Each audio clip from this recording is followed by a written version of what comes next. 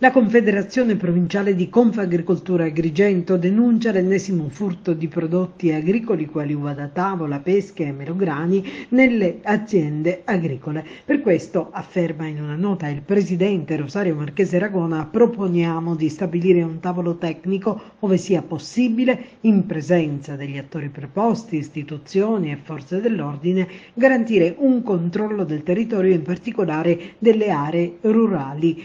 In questi giorni, sottolinea Marchese Ragona, abbiamo notizie di furti corposi di frutto pendente uva Italia nell'areale canicattinese, fatto questo che crea problemi economici ai produttori e ai coltivatori.